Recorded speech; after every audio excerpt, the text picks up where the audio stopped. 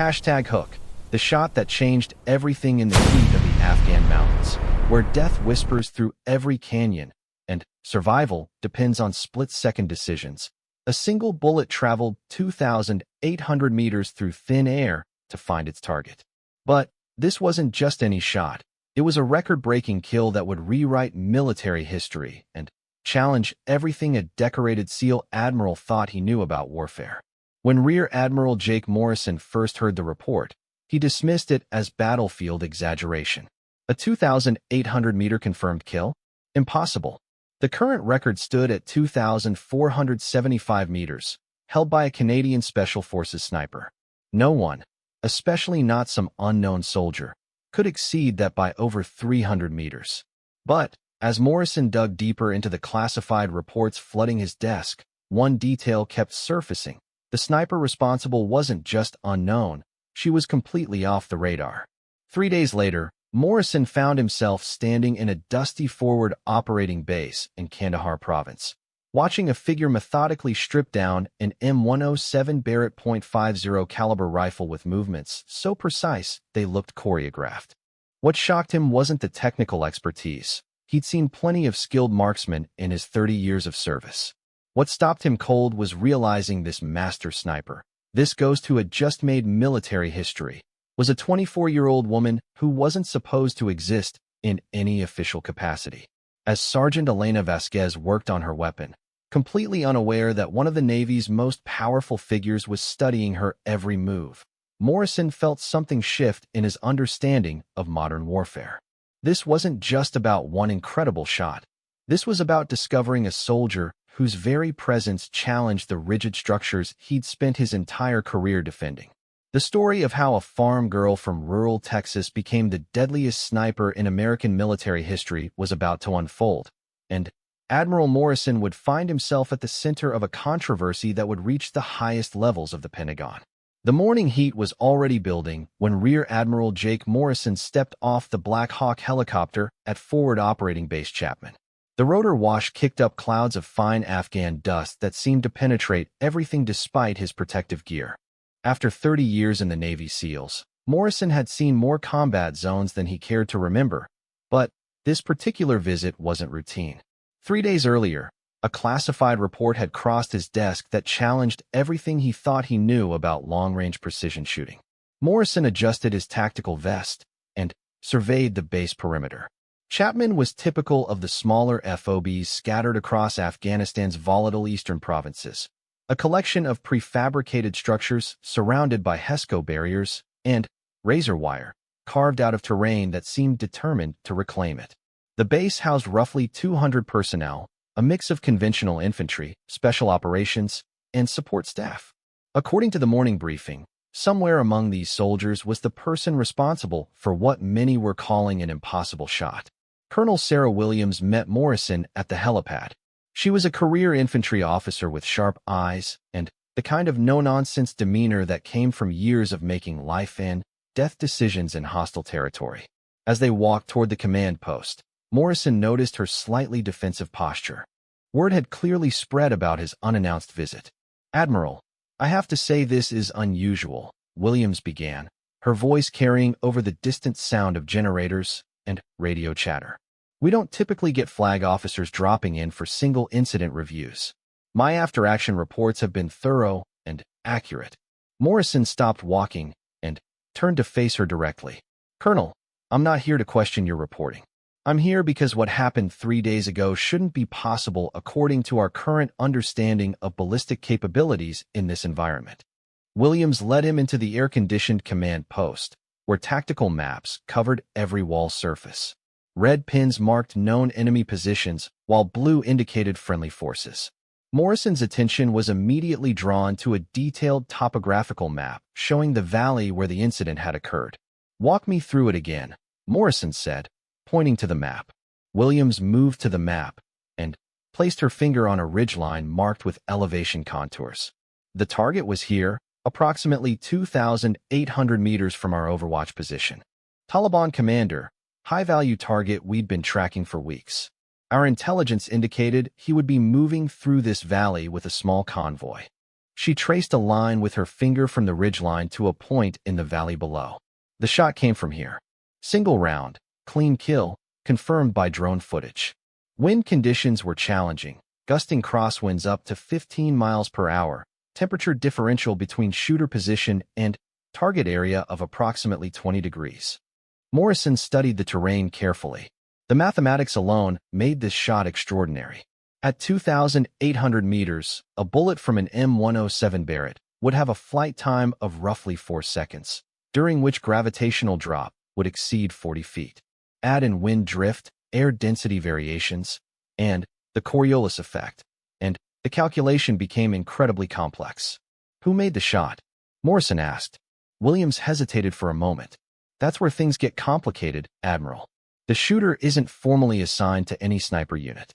According to personnel records, Sergeant Elena Vasquez is listed as a combat medic with advanced marksmanship training. Morrison raised an eyebrow. Combat medics received weapons training, but nothing approaching the level needed for extreme long-range precision shooting. How does a medic end up in an overwatch position with a Barrett 50 caliber? Sergeant Vasquez has been unconventional since her arrival here 6 months ago, Williams explained. She volunteered for every patrol, every mission. Her medical skills are exceptional, but she kept requesting additional duties. When we started taking sniper fire from extended ranges, she offered to help with counter-sniper operations. Williams pulled out a personnel file and handed it to Morrison. Her background is interesting. Grew up on a ranch in rural Texas, been shooting since she was 8 years old. Competitive marksmanship in high school, but she enlisted as a medic because she wanted to save lives, not just take them. Morrison scanned the file. Elena Vasquez, 24 years old, 2 years of service, no formal sniper training beyond basic marksmanship quals.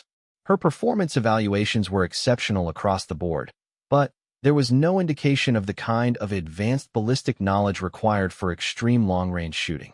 I want to meet her, Morrison said. Williams checked her watch. She should be at the range right now.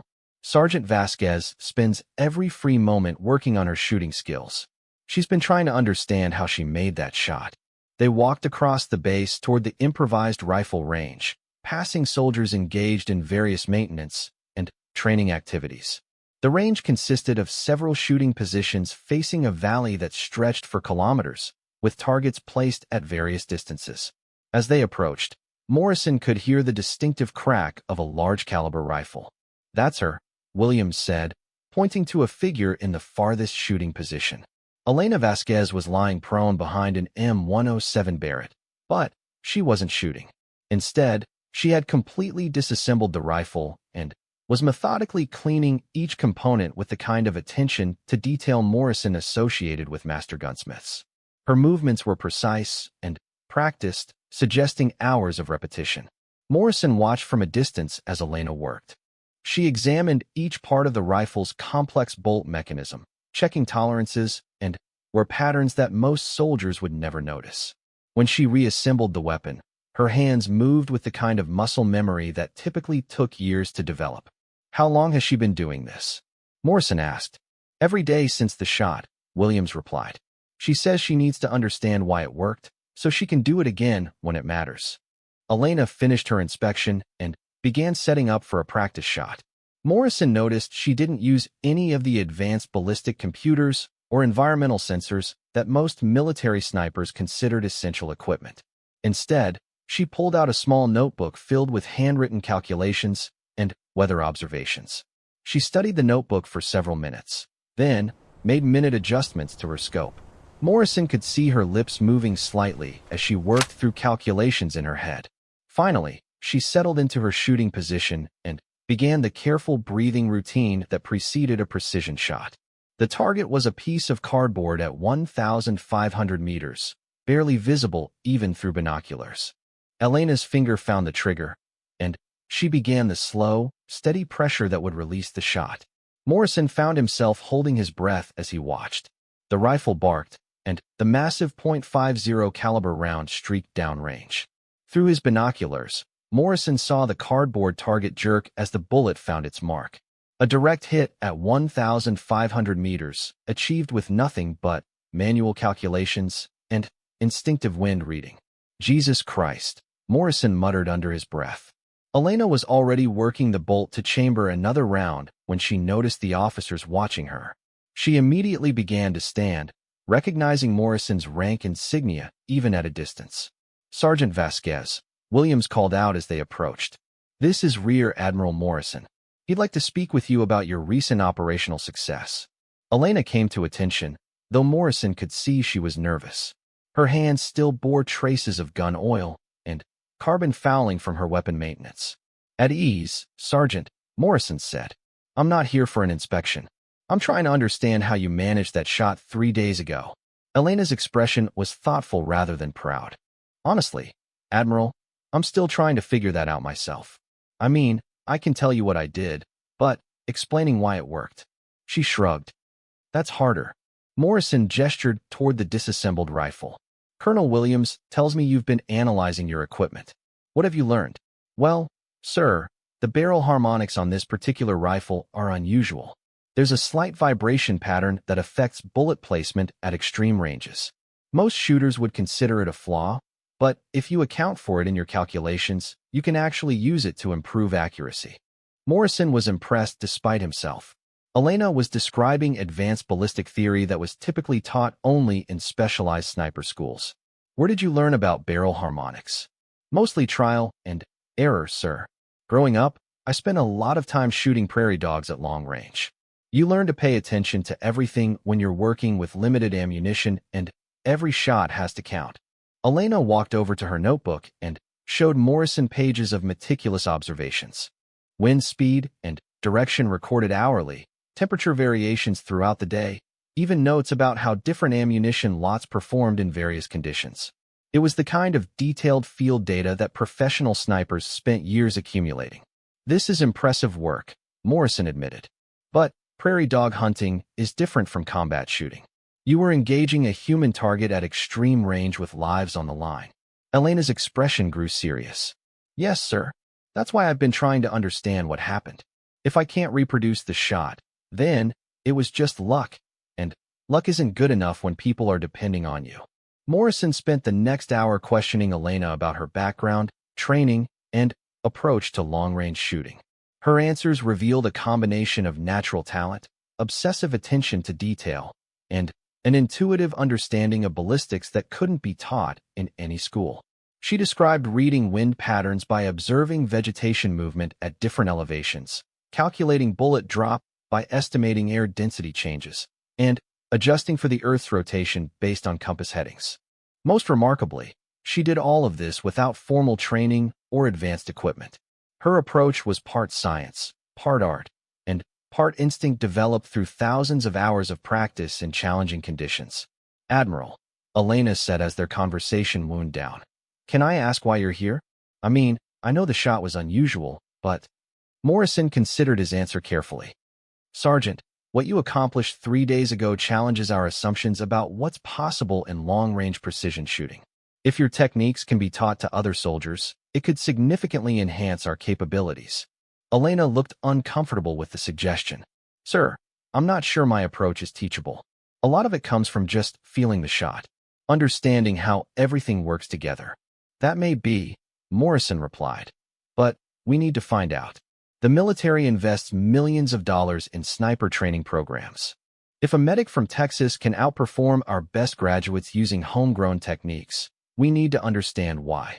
As Morrison prepared to leave, he realized that Elena Vasquez the secure video conference room at FOB Chapman was cramped and overheated, but it provided the encrypted communications link that Admiral Morrison needed for his next conversation. On the screen, General Patricia Hayes, Director of Special Operations, sat in her Pentagon office, her expression skeptical as she reviewed the preliminary report Morrison had transmitted earlier. "Jake, I've read your initial assessment twice, and I'm having trouble believing what you're telling me," General Hayes said, her voice carrying clearly despite the satellite delay. "You're saying this medic achieved a 2,800-meter kill shot without formal sniper training, advanced equipment, or spotting support?" Morrison adjusted his position in the uncomfortable plastic chair. "Ma'am, I witnessed her duplicate the ballistic performance at 1,500 meters using nothing but manual calculations and field observations. Her understanding of environmental factors and bullet trajectory is intuitive but remarkably accurate. Intuitive doesn't win wars, Admiral. Our sniper programs are based on decades of research and testing.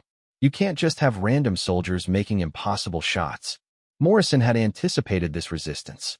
The military's institutional approach to specialized skills was built on standardized training protocols and predictable outcomes. Elena's success challenged that entire framework. General, with respect, I think we need to consider that our current training methods might not be capturing all the variables that affect long-range shooting performance. This soldier has developed techniques that our formal programs don't address. General Hayes leaned forward in her chair. What kind of techniques? Are we talking about equipment modifications, new calculation methods? What? It's more fundamental than that, Morrison replied. Sergeant Vasquez reads environmental conditions in ways that our standard meteorological equipment can't measure. She's developed an understanding of how terrain affects wind patterns, how temperature variations at different elevations impact bullet flight, even how to compensate for atmospheric pressure changes. Morrison pulled up Elena's notebook on his laptop and shared the screen with General Hayes. Pages of handwritten observations filled the display, showing detailed records of shooting conditions correlated with bullet impact data. This is 6 months of field data, Morrison explained. She's been tracking variables that aren't included in our standard ballistic calculators. Look at this entry from last week. He pointed to a page covered with Elena's precise handwriting. Wind measurements taken every hour for 12 hours, temperature readings at 3 different elevations, even observations about cloud movement patterns and their effect on downrange conditions.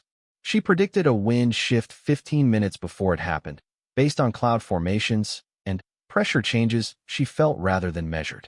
When the shift occurred exactly as she anticipated, she adjusted her scope accordingly and made a first-round hit at 2,200 meters. General Hayes studied the notebook entries for several minutes. This is impressive record-keeping, but it doesn't explain how she's making calculations that our computer models struggle with. Morrison had spent most of the previous night trying to understand Elena's approach himself. Ma'am, I think she's developed what you might call an integrated systems approach. Instead of treating each variable separately, she's learned to see how they all interact with each other. Wind doesn't just affect horizontal bullet drift. It also influences the vertical path through temperature mixing.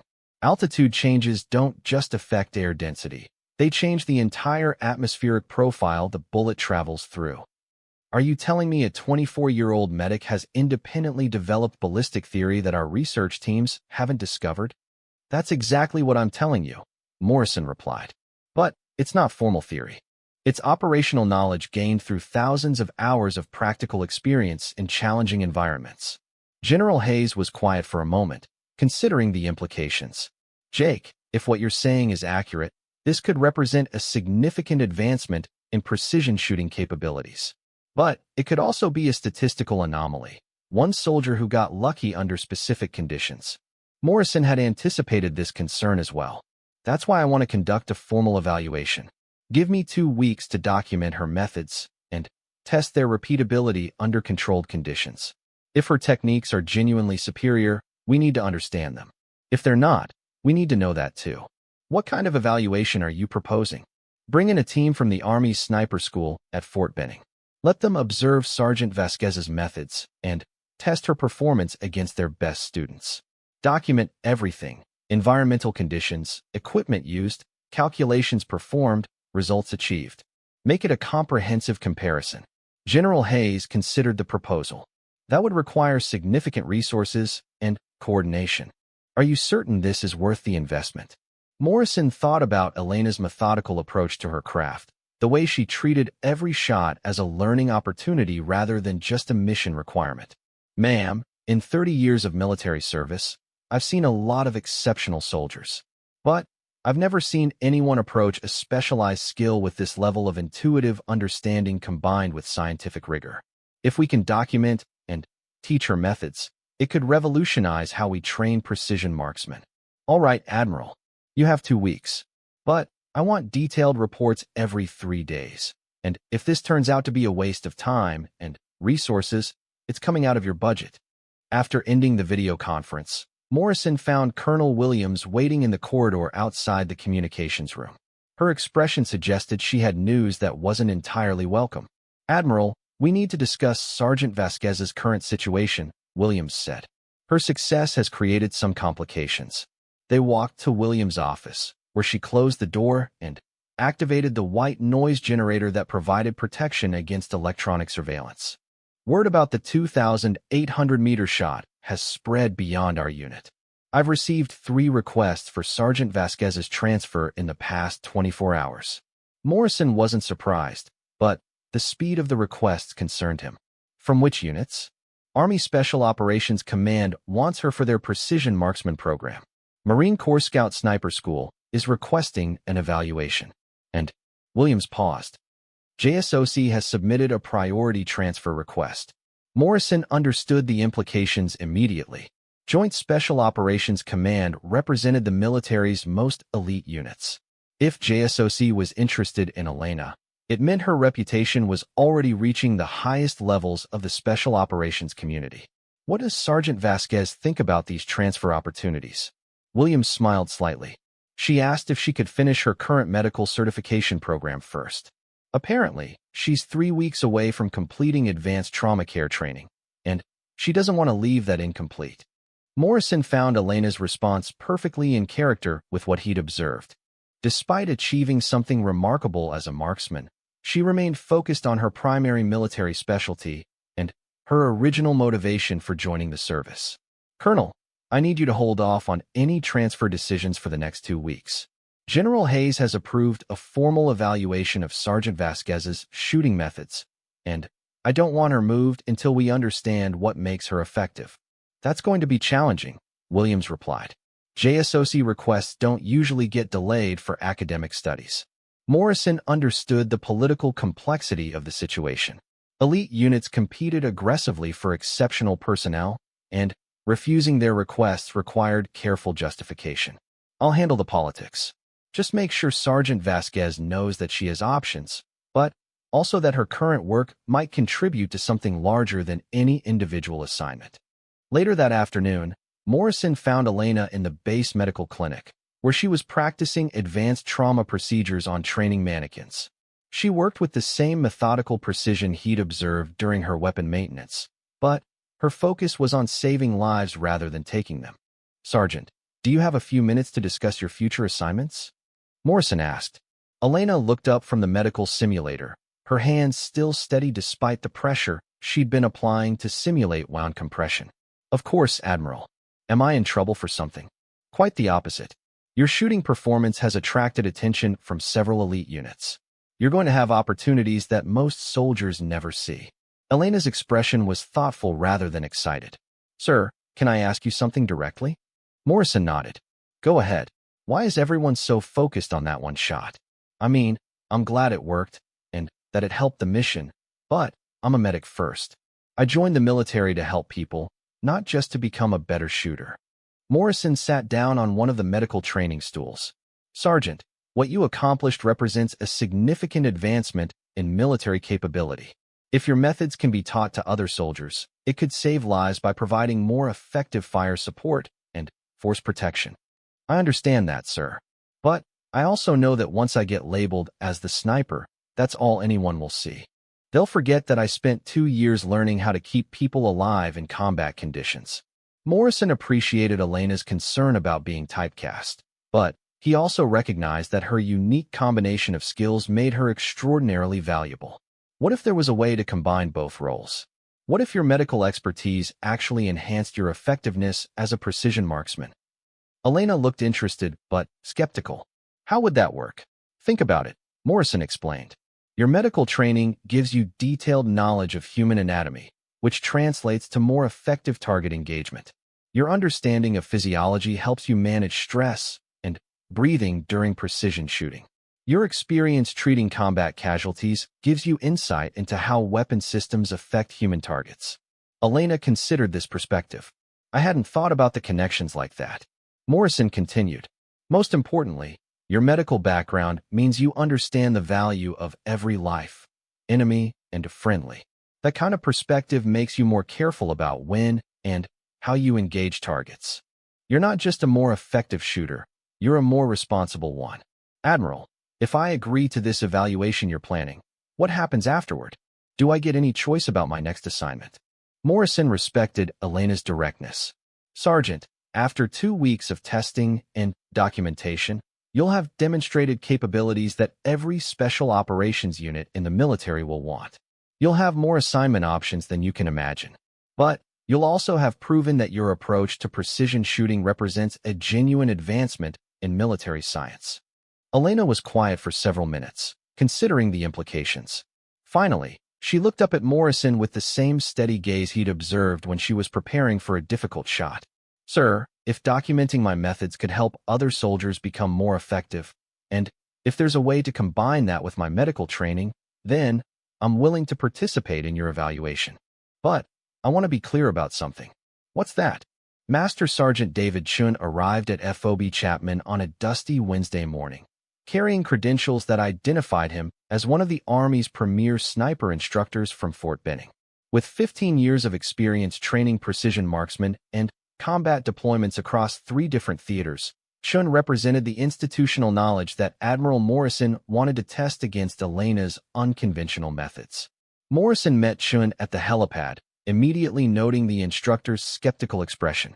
Word about the evaluation had clearly preceded his arrival, and Chun's body language suggested he considered the entire exercise a waste of valuable training time. Master Sergeant, thank you for making the trip, Morrison said as they walked toward the command post. I know this assignment came with short notice. Chun shouldered his equipment bag, which Morrison noticed contained several advanced ballistic computers and environmental monitoring devices. Admiral, I'll be honest with you. I've been training snipers for over a decade, and I've never seen a shooter achieve consistent performance at extreme ranges without formal education and proper equipment. This evaluation feels like it's based on battlefield exaggeration. Morrison appreciated Chun's directness, even though it confirmed his expectations about institutional resistance to Elena's methods. Master Sergeant, I understand your skepticism. That's exactly why we're conducting this evaluation. If Sergeant Vasquez's techniques don't hold up under scrutiny, we need to know that definitively. They entered the command post, where Colonel Williams was reviewing the evaluation protocols that Morrison's staff had developed over the previous week. The testing would include precision shooting at multiple ranges, environmental condition analysis, and detailed documentation of calculation methods. Chun, glad you're here, Williams said, looking up from the paperwork. We've set up a comprehensive range schedule that should give you plenty of opportunity to assess Sergeant Vasquez's capabilities. Chun studied the protocols, his expression growing more skeptical. Colonel, these test conditions are extremely challenging. Multiple range distances, variable weather conditions, time pressure scenarios. Most of our graduate snipers would struggle to achieve passing scores under these parameters. That's the point, Morrison interjected. We need to test performance under realistic combat conditions, not laboratory settings. Chun set down his equipment bag and began unpacking the sophisticated ballistic computers he'd brought from Fort Benning. Admiral, these devices represent millions of dollars of research and development. They incorporate atmospheric modeling, advanced trajectory calculations, and real-time environmental monitoring. If your sergeant can outperform these systems using manual calculations and field observations, it would represent a fundamental breakthrough in ballistic science. Morrison watched Chun arrange his equipment with the careful precision of someone who had complete confidence in technological solutions. Master Sergeant, what would you say if I told you that Sergeant Vasquez has achieved first-round hits at ranges where your computers predict significant probability of miss? I'd say that's statistically unlikely, Chun replied without hesitation. Long-range precision shooting is governed by physics and mathematics. Human intuition can't overcome ballistic realities. Their conversation was interrupted by the arrival of Elena, who had been informed about the evaluation schedule. She entered the command post wearing her standard combat uniform, carrying only her notebook and a range estimation device that looked like it had seen considerable field use. Sergeant Vasquez, this is Master Sergeant Chun from the Army Sniper School, Morrison said, performing the introduction. He'll be conducting your evaluation over the next 2 weeks. Elena extended her hand to Chun, who shook it while studying her with professional curiosity. Morrison could see Chen trying to reconcile Elena's unremarkable appearance with the extraordinary claims about her shooting performance. "Sergeant, I've reviewed the reports about your recent operational success," Chen said. "I'm here to observe your methods and assess whether they represent teachable techniques or situational anomalies." Elena's response was characteristically direct. "Master Sergeant, I appreciate that you're taking time to evaluate my work. I should mention that I don't use any advanced equipment, and my calculation methods aren't based on formal ballistic theory. I'm not sure how well they'll translate to your training programs." Chen's expression suggested that Elena's admission had confirmed his expectations. "Sergeant, precision shooting at extreme ranges requires complex mathematical calculations and precise environmental monitoring. Without proper tools and training, consistent accuracy isn't possible." "Well," Elena replied, "I guess we'll find out." The first phase of evaluation began the following morning at the FOB Chapman rifle range. Chen had selected initial targets at 800, 1,200, and 1,600 meters, distances that would test basic precision shooting skills without immediately jumping to the extreme ranges that had generated Elena's reputation. Elena arrived at the range early, carrying her M107 Barrett and the small notebook that contained her field observations. Chen was already present, setting up his ballistic computers and environmental monitoring equipment. Morrison observed from a nearby position, curious to see how the two different approaches would compare under identical conditions. "Sergeant, we'll start with the 800-meter target," Chen announced. "I want to observe your preparation and calculation methods." Elena nodded and began setting up her rifle, but Morrison noticed that she spent more time studying the terrain and vegetation between her position and the target than examining her equipment. While Chen consulted his computerized weather station, Elena walked to several different positions around the firing point, observing grass movement and dust patterns. "What are you looking for?" Chen asked, following Elena's movements with obvious confusion. "Wind patterns," Elena replied. "The meteorological data tells you what the wind is doing right here, but I need to understand what it's doing along the entire bullet path." Elena pointed toward a cluster of trees at the 400-meter mark. "See how those branches are moving differently at different heights? That indicates a wind shear condition. The surface wind might be coming from the northwest at 8 miles per hour, but there's a crosswind component at elevation that will affect bullet drift." Chen consulted his equipment, which confirmed Elena's observation about surface wind conditions, but provided no information about the elevated crosswind she had identified. "How can you determine elevated wind patterns without instrumentation?" Elena led Chen to a position where they could observe the target area more clearly. "Watch the grass movement at different distances. See how it's bending slightly more toward the east as you get closer to the target? That indicates a pressure gradient that's causing the wind direction to shift along the bullet path." Morrison watched Chen's expression change from skepticism to curiosity as Elena's observations proved accurate. When Chen used his rangefinder to confirm the wind direction changes that Elena had identified visually, his equipment readings matched her predictions exactly. "That's actually correct," Chen admitted. "But how do you calculate the ballistic impact of those conditions?" Elena opened her notebook and showed Chen pages of handwritten calculations that incorporated not just wind speed and direction, but temperature variations, humidity changes, and even estimated air pressure differences along the bullet's trajectory. "Most ballistic computers assume consistent atmospheric conditions along the entire flight path," Elena explained. "But in terrain like this, conditions change significantly over 800 meters. The bullet experiences different air density, wind effects, and temperature gradients during its flight time." Chen studied Elena's calculations, which were far more complex than the standard ballistic formulas taught in sniper schools. "Where did you learn to account for these variables?" "Trial and error, mostly," Elena replied. "When you're shooting prairie dogs at long range with limited ammunition, you learn to pay attention to everything that affects bullet flight. Miss too many shots, and you don't eat dinner."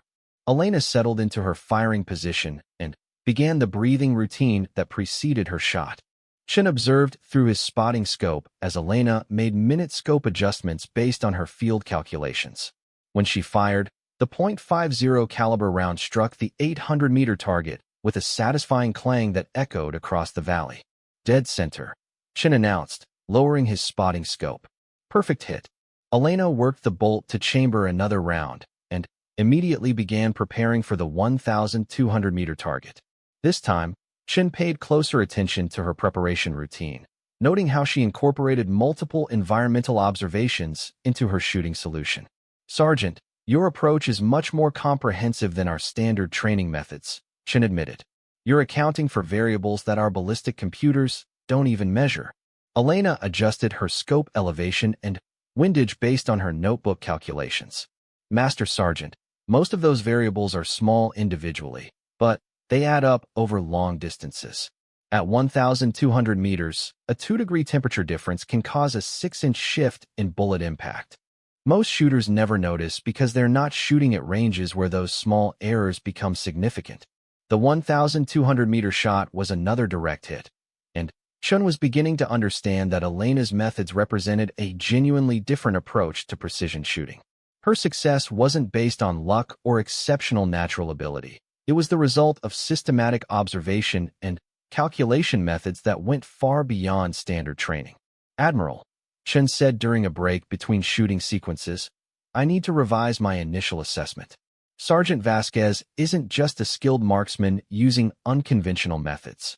She's developed a ballistic analysis system that's more comprehensive than our institutional approaches." Morrison felt a satisfaction at Chen's recognition, but he also understood that this confirmation created new challenges. "Master Sergeant, what does that mean for our training programs? Can Elena's methods be integrated into formal instruction?" Chen considered the question while watching Elena prepare for the 1,600-meter target. "That's complicated, Admiral. Her approach requires a level of environmental awareness and mathematical flexibility that most students would take years to develop. But the underlying principles could definitely enhance our current curriculum." Elena's shot at 1,600 meters was another perfect hit, achieved with the same methodical preparation and intuitive calculation methods that Chun was beginning to appreciate. As they concluded the first day of evaluation, Chen approached Elena with a request that surprised Morrison. "Sergeant, would you be willing to walk me through your entire the morning of Day 8 brought weather conditions that Master Sergeant Chun described as absolutely miserable for precision shooting? Gusting winds up to 25 miles per hour, intermittent rain squalls, and temperature swings of 15 degrees had turned the rifle range into a ballistic nightmare. Most sniper schools would have canceled training under such conditions, but Morrison insisted the evaluation continue. "Admiral, these conditions are beyond what we normally consider acceptable for precision shooting," Chen argued as they watched rain clouds build over the valley. "Equipment limitations and safety considerations typically require us to postpone training when weather becomes this severe." Morrison understood Chen's concerns, but he also recognized that combat operations didn't pause for ideal meteorological conditions. "Master Sergeant, how often do our snipers encounter perfect shooting weather in actual combat?" Elena emerged from the equipment shed, carrying her rifle and notebook in a waterproof case. Despite the challenging conditions, she appeared calm and focused as she began setting up her firing position. Morrison noticed that she spent considerable time studying the storm patterns moving through the valley. "This is actually interesting weather for long-range shooting," Elena announced, surprising both Morrison and Chun. "The atmospheric instability creates some challenges, but it also provides opportunities if you understand how to work with it." Chun looked at Elena as if she had suggested that gravity was optional. "Sergeant, atmospheric instability is exactly what makes precision shooting impossible. Wind variations, pressure changes, and temperature fluctuations create unpredictable ballistic conditions." Elena opened her notebook and showed Chun pages of observations from previous storm conditions. "Master Sergeant, weather patterns like this are actually more predictable than most people realize. Storm systems create consistent atmospheric dynamics that follow physical laws, just like stable conditions." She pointed toward the valley where their targets were positioned at various distances. "See how the rain is moving through different areas at different times? That creates a pressure wave pattern that affects wind direction and speed in predictable ways.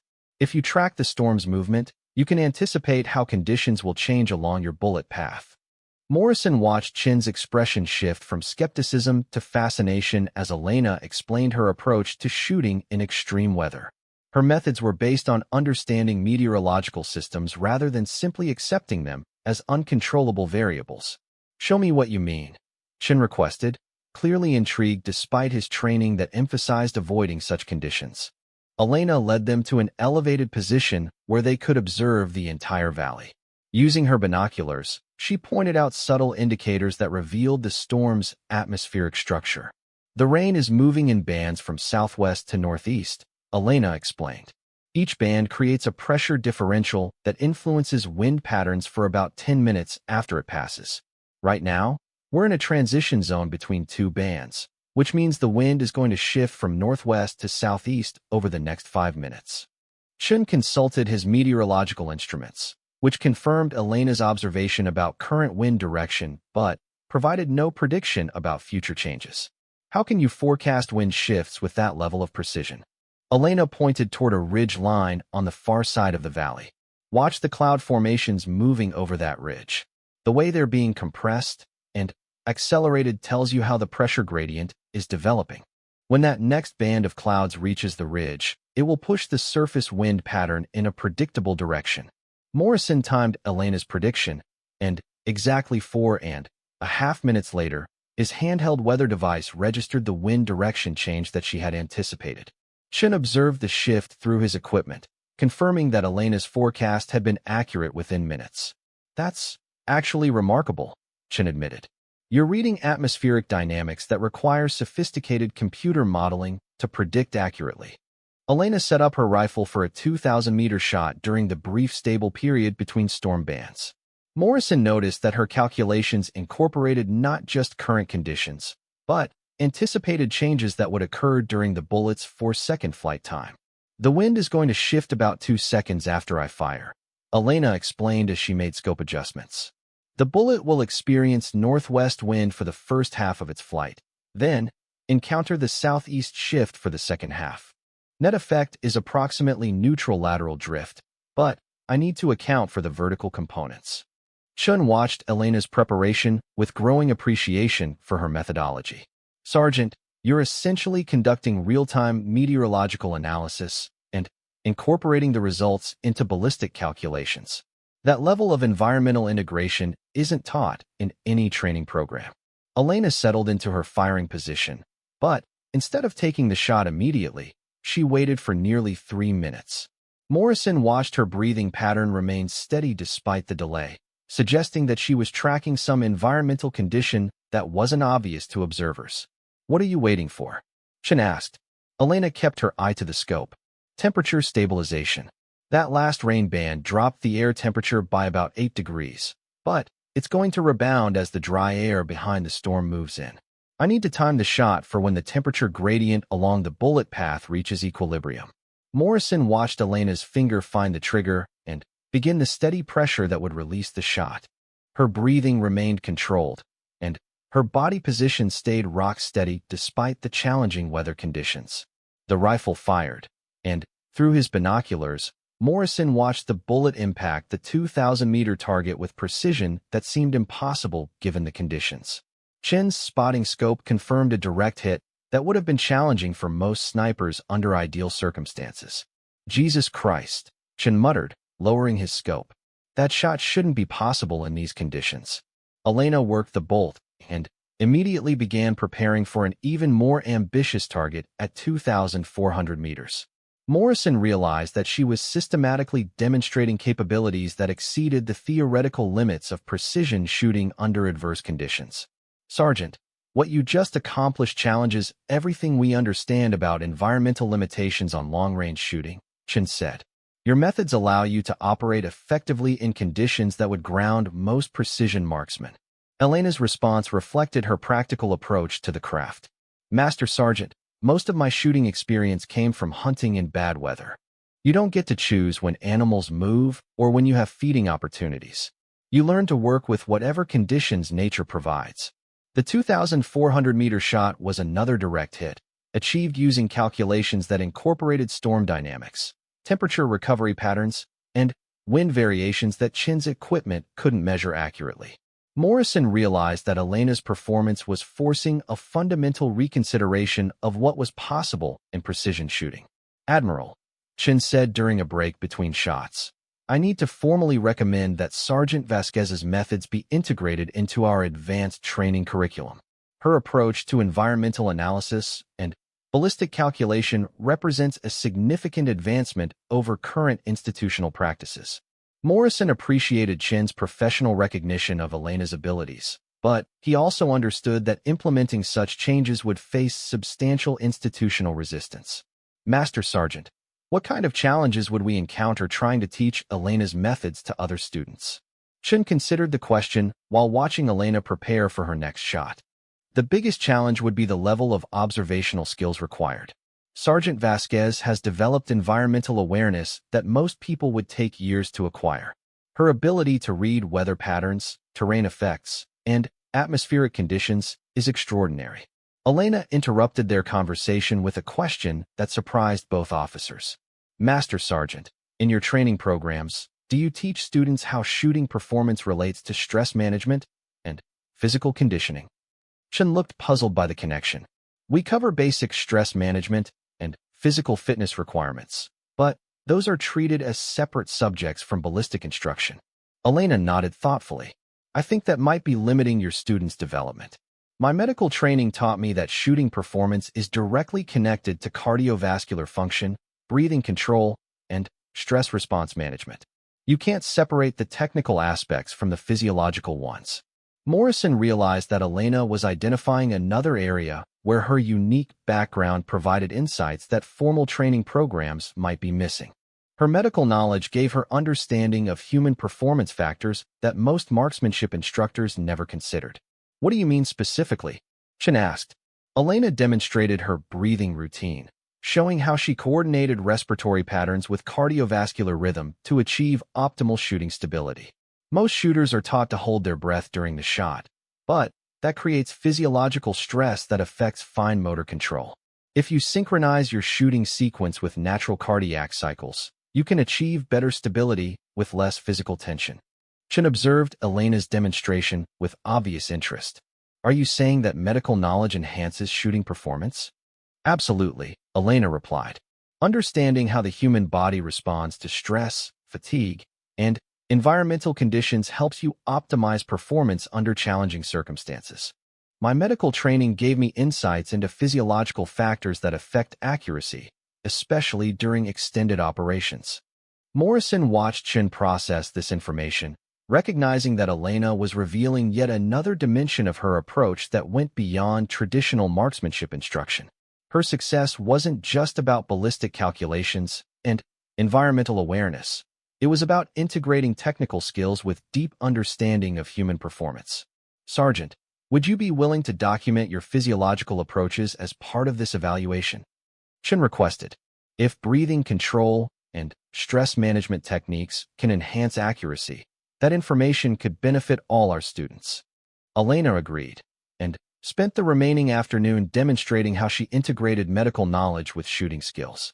Morrison observed Chun taking detailed notes as Elena explained cardiovascular synchronization, optimal hydration strategies, and fatigue management techniques that she had developed through practical application. As the day concluded, Morrison realized that the evaluation had evolved beyond its original scope. Elena wasn't just demonstrating superior shooting techniques. She was revealing an entirely different approach to human performance optimization that could have applications throughout military training. "Admiral," Chun said as they secured their equipment, "this evaluation has become much more significant than I initially anticipated. Sergeant Vasquez has developed integrated methodologies that could revolutionize how we approach precision shooting instruction." The final day of evaluation arrived with perfect shooting conditions, clear skies, minimal wind, and stable atmospheric pressure that created an ideal environment for demonstrating extreme long-range precision. Admiral Morrison had arranged for a comprehensive test that would push Elena's capabilities to their absolute limits while providing definitive documentation of her methods. Master Sergeant Chun arrived at the range early, carrying additional equipment that included high-speed cameras, advanced ballistic measurement devices, and communication gear that would allow real-time consultation with ballistic experts at Aberdeen Proving Ground. The final evaluation would be witnessed and documented by specialists who could provide independent verification of Elena's performance. Admiral, this is the most comprehensive ballistic evaluation I've ever participated in, Chun said as he arranged the monitoring equipment. We'll have data on every aspect of Sergeant Vasquez's shooting, bullet velocity, trajectory analysis, environmental conditions, and physiological measurements. If her methods work, we'll have scientific proof. Morrison watched Elena approach the firing line with her characteristic calm demeanor. Despite the high-stakes nature of the final evaluation, she appeared relaxed and focused, carrying only her rifle, notebook, and the simple range-finding equipment she had used throughout the previous 2 weeks. "Sergeant, are you ready for the ultimate test?" Morrison asked. Elena nodded, though Morrison noticed a slight tension in her expression that hadn't been present during previous shooting sessions. "Admiral, can I ask what happens after today? I mean, assuming the evaluation goes well, what are my options?" Morrison appreciated Elena's directness and her concern about her future assignments. "Sergeant, based on Master Sergeant Chin's preliminary reports, you'll have more opportunities than any soldier in recent memory. Elite units across all branches of service will want you, but you'll also have the option to help develop new training programs that could benefit thousands of future soldiers." Elena considered this response while setting up her rifle.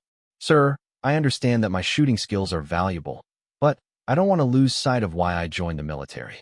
I want any assignment that allows me to continue helping people while using whatever talents I have effectively."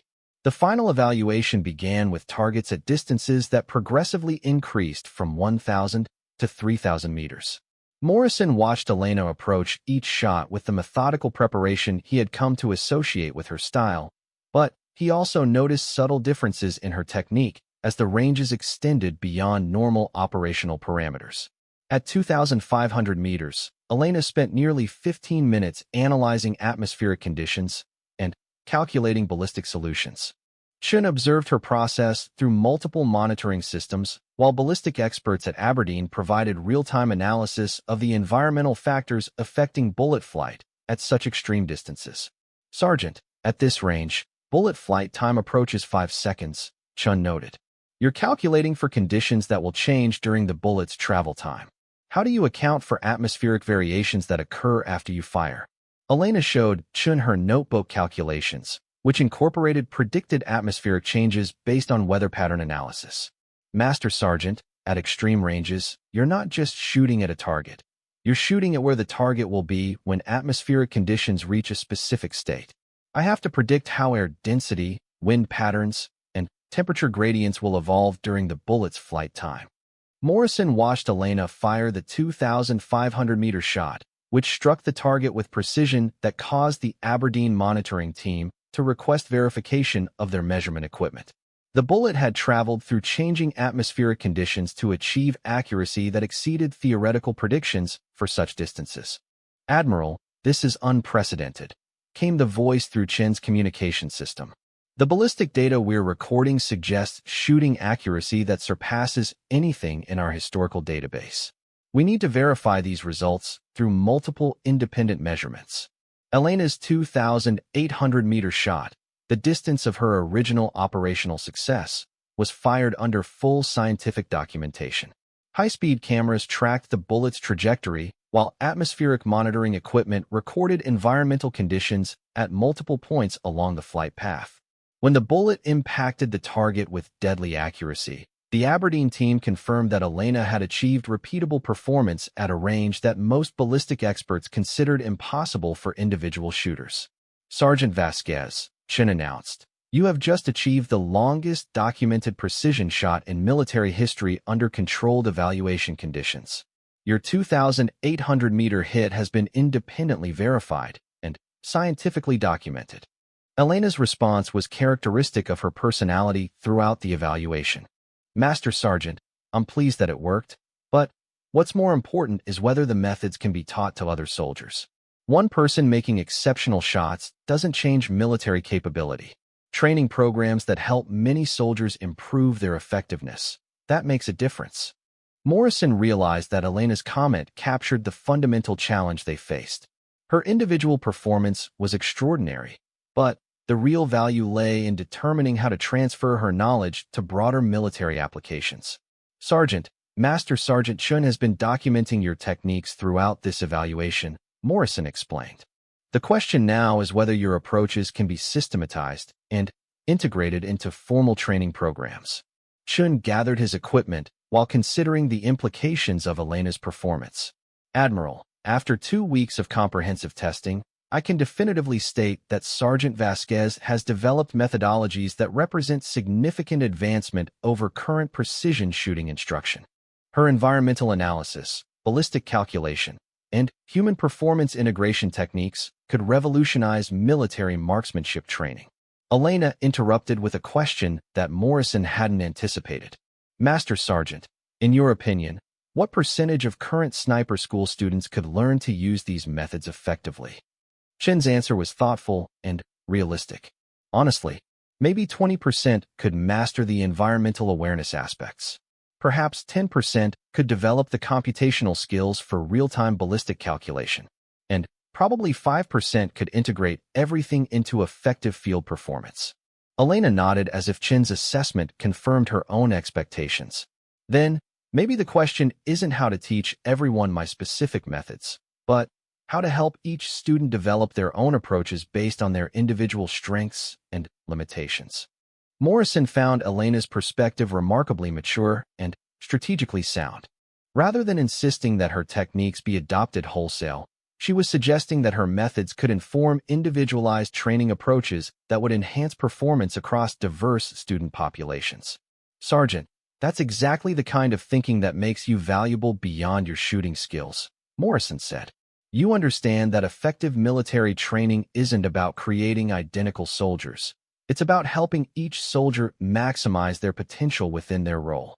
Over the following week, Morrison worked with Elena and Chun to document comprehensive training recommendations that incorporated Elena's innovations while recognizing the practical limitations of institutional implementation.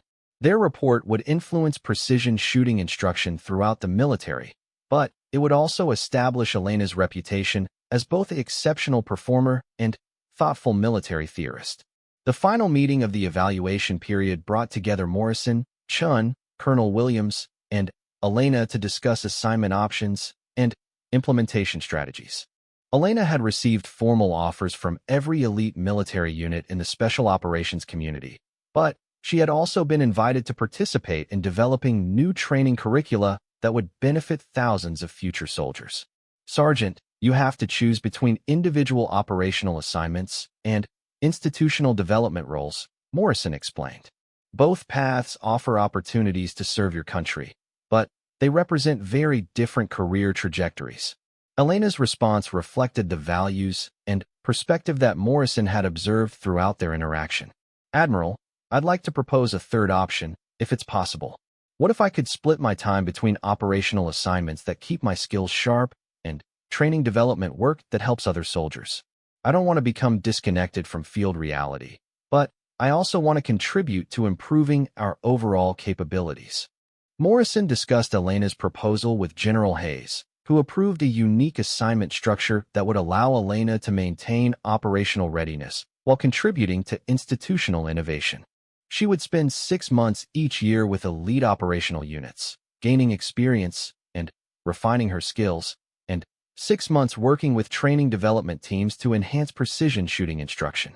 3 months later, Morrison received reports from Elena's first operational assignment with a JSOC unit conducting precision operations in Syria. Her performance had exceeded even the high expectations generated by her evaluation, but, more importantly, she had begun training other team members in simplified versions of her environmental analysis techniques. The implementation of Elena's methods in formal training programs proceeded more slowly, as institutional change typically did within military organizations. But Master Sergeant Chen's pilot program at Fort Benning was producing measurable improvements in student performance, and other training facilities were beginning to incorporate environmental awareness and integrated human performance principles into their curricula. Elena's story represented more than individual achievement. It demonstrated how practical innovation could emerge from unexpected sources and challenge institutional assumptions about capability development.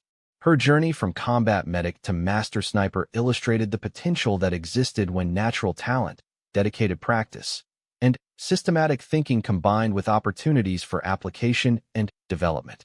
Morrison's final report to General Hayes concluded that Elena Vasquez represented a model for how the military could identify and develop exceptional talent while maintaining the institutional structures necessary for effective operations. Her success wasn't just about making impossible shots. It was about proving that innovation and excellence could emerge from any source when properly recognized and supported. As Morrison filed his final evaluation documents, he reflected on how Elena's unique combination of technical skill, moral clarity, and institutional perspective had influenced his own understanding of military leadership and capability development. Her story would continue influencing precision shooting instruction and talent development strategies for years to come, but it had already achieved something more significant. It had demonstrated that exceptional performance often emerged from unexpected places when individual dedication met institutional opportunity. Elena Vasquez had begun her military service as a combat medic who wanted to save lives. Through her own determination and the military's eventual recognition of her unique talents, she had become something unprecedented. A precision marksman whose methods revolutionized how the armed forces approached one of their most specialized skills, while never losing sight of her fundamental commitment to preserving and protecting human life. Morrison understood that Chin's assessment would carry substantial weight with military leadership, but he also recognized that implementing Elena's methods would require institutional changes that extended far beyond sniper training programs. Master Sergeant, what would it take to incorporate these approaches into formal curriculum? Chin considered the scope of changes that would be required. Admiral, we need to completely restructure how we teach environmental awareness, ballistic calculation, and human performance integration. It would represent the most significant advancement in precision shooting instruction since the development of modern optics. As Morrison prepared his evening report for General Hayes, he realized that Elena's evaluation was confirming his initial assessment while revealing additional complexities that he hadn't anticipated. Her methods represented genuine innovation that could enhance military capabilities, but implementing those innovations would challenge institutional structures and training philosophies that had been developed over decades. The question was no longer whether Elena's approaches were superior. Chin's evaluation had confirmed that definitively. The question was whether the military institution could adapt quickly enough to capitalize on her innovations while preserving what made her methods effective. Calculation process for that last shot? I want to understand how you integrated all those environmental variables into a single shooting solution. Elena spent the next hour explaining her methods in detail, showing Chun how she correlated visual observations with mathematical calculations to create accurate ballistic predictions. Morrison watched Chin's expression change from professional curiosity to genuine respect as Elena demonstrated the depth and sophistication of her approach. "This is remarkable," Chin said as Elena finished her explanation. "You've essentially created your own ballistic theory based on practical field experience. Most of what you're doing isn't taught in any school, military or civilian." Elena's response reflected her characteristic modesty.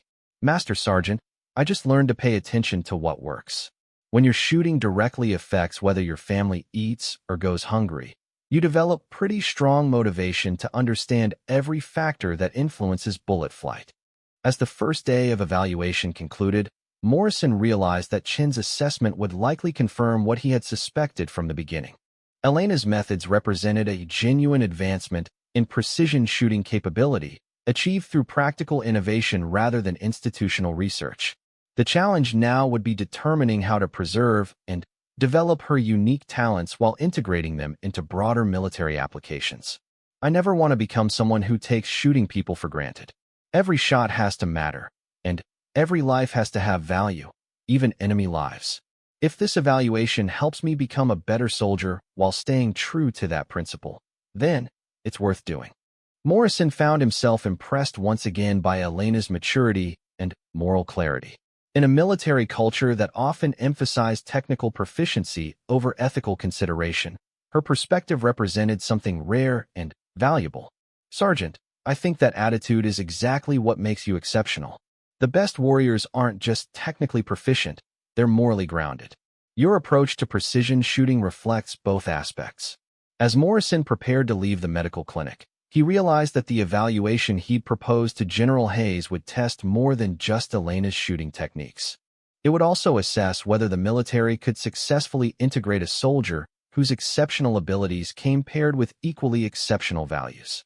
The challenge wouldn't just be documenting how Elena made impossible shots. It would be preserving what made her a remarkable soldier while developing her unique talents for broader application. Morrison understood that failure in either aspect would represent a loss not just for Elena, but for the entire military institution, and something unprecedented in his experience. She wasn't just a skilled marksman. She was an innovator who had developed her own approach to one of the military's most specialized disciplines. The question now was whether her unique talents could be integrated into official doctrine, or if they would remain an anomaly. Walking back toward the command post, Morrison found himself reconsidering everything he thought he knew about military training and specialization. Elena had achieved something remarkable not because of her formal education, but despite its limitations. Her success raised uncomfortable questions about whether the military's structured approach to developing expertise might actually be constraining rather than enhancing performance. Colonel Williams interrupted his thoughts. Admiral, what happens next? Do we reassign Sergeant Vasquez to a formal sniper unit? Morrison stopped walking and looked back toward the rifle range, where Elena had returned to her methodical weapon maintenance routine. I don't know yet, Colonel, but I think we're going to find out that this young woman has a lot more to teach us than we initially realized.